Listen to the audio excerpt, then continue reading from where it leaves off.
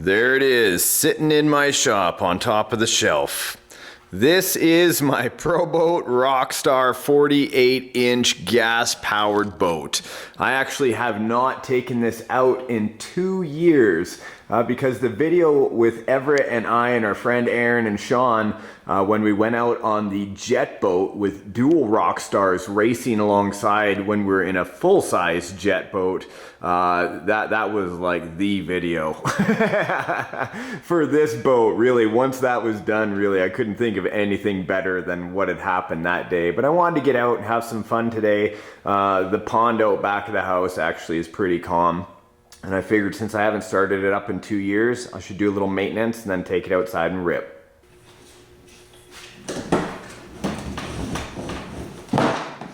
Wow, dusty.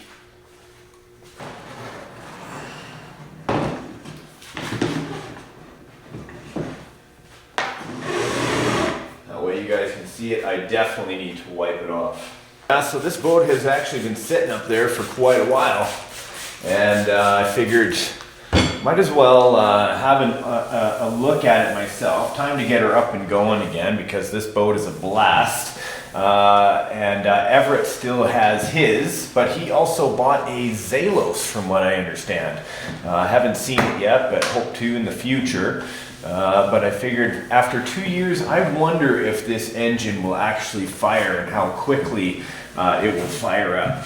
If you guys didn't see the video that we did where we had the drone overhead and like we're racing in the boat, which was amazing, I'll leave a link in the video description box so it's easy for you to find, or just search for Racing Dual Rockstars and RC Adventures, you'll find it.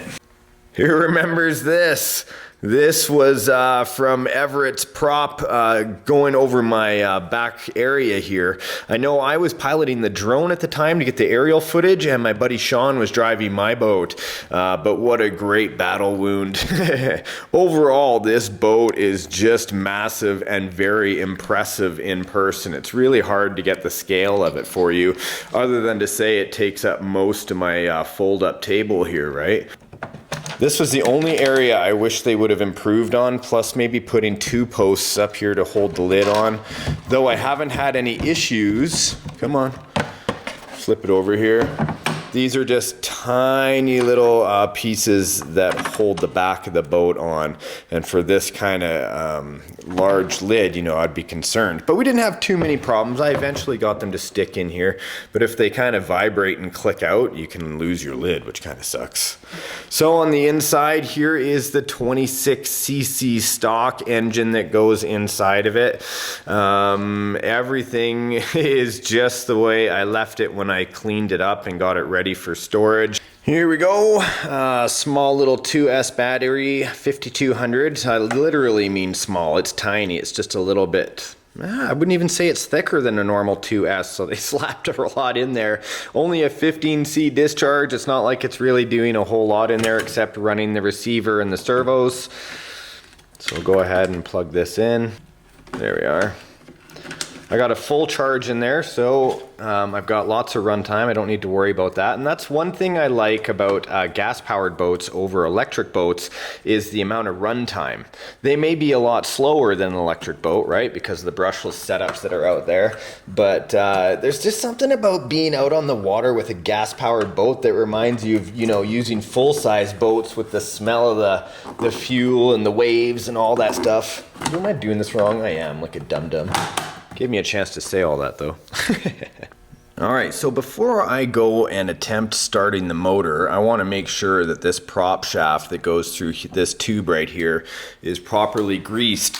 Have a look at the back prop. I know the lighting is a little weird. Let me get around all this crap on the table. There is the prop, but this thing is enormous. It's almost the size of my index finger altogether, yeah? Yeah, it's quite a large. Same with the rudder. The rudder itself is about the size of my hand. So I also have to undo these screws and drop down the prop shaft tube, and then I'll be able to slide it out from the actual clutch. Okay, super careful here. Engine in the middle.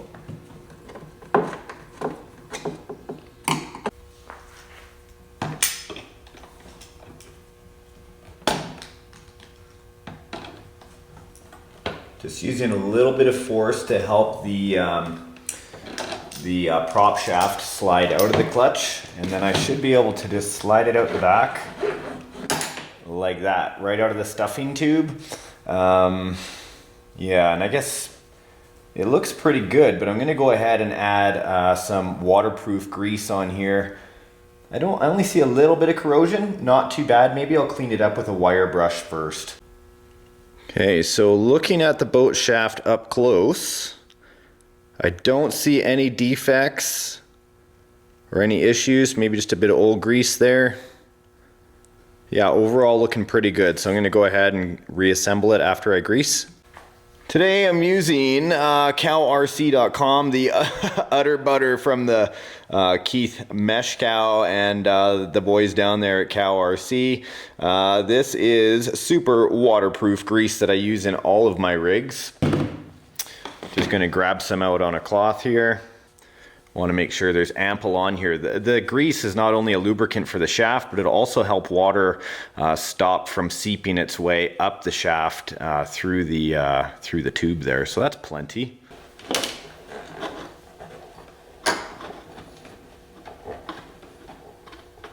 Putting those two plastic spacers on.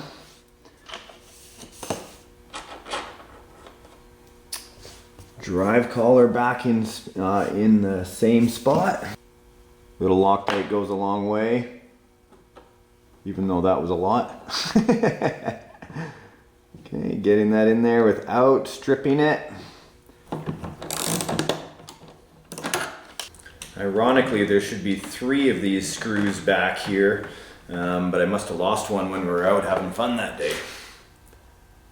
Okay, another thing I'm going to do quickly is actually swap out my Spectrum unit here for Futaba that I have. I do have a Futaba 4PX that I run my 5th scales on. I find I just have better luck with electronics around 5th scale engines with Futaba. I've already waterproofed this as well. I just put it in some conformal coating, a spray. I did do a tutorial video on that if you guys want to see. Super easy. I'll put a link in the video comment, or pardon me, the description box down below, but let's just swap this over. Put it into bind mode.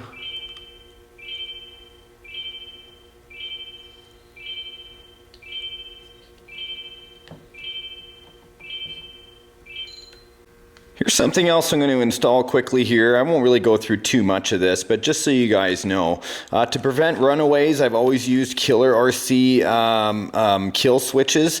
Basically, this will kill the engine if the radio loses contact, right? Or if for some reason the battery becomes undone, it will stop the engine. Now, yes, you would be in the middle of the lake or the pond, but at least you wouldn't have an uncontrollable speeding boat going at full throttle. So I'm just going to quickly plug this in here, and we'll get her out, start her up, and see how it goes. Let's see if that old fuel still has enough power.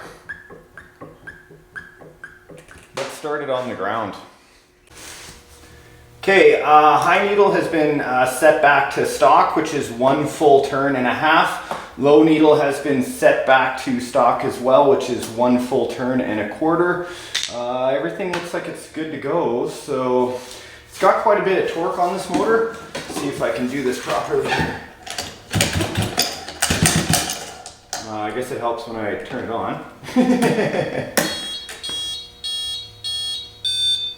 Good. And here we go.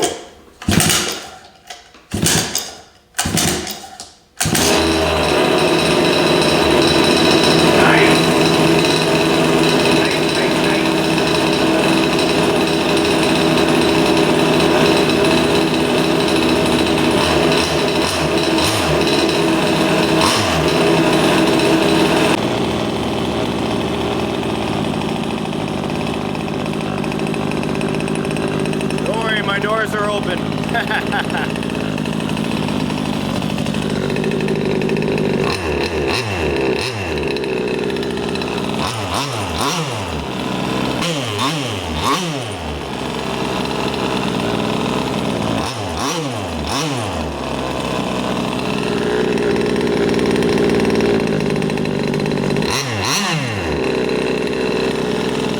It's alive. Let it run for a bit, and then I'm gonna tune it. That's exactly why.